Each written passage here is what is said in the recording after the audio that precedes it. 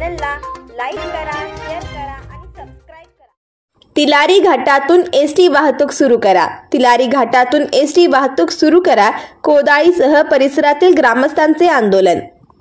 तिलारी कोदाळी घाटातून अवजड वाहतूक बंद करून एसटी बस वाहतूक ही बंद केल्यामुळे प्रवासी वर्गाची मोठी गैरसोय झाल्याने परिसरातील जनतेने सोमवारी जिल्हाधिकारी कार्यालयासमोर एसटी वाहतूक सुरू व्हावी यासाठी आंदोलन केले।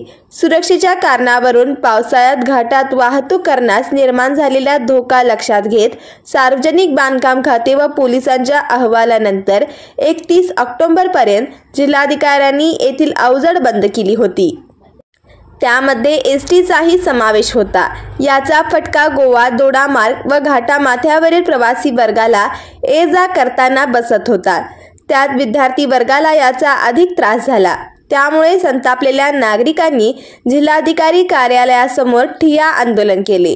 जिल्हाधिकारी अमोल येडगे यांनी आंदोलनकर्त्यांची भेट घेतली। प्रांताधिकाऱ्यांनी घाटाची पाहणी करण्याची सूचना करू व त्यानंतर यावर निर्णय घेऊ असे आश्वासन त्यांनी आंदोलनकर्त्यांना दिले।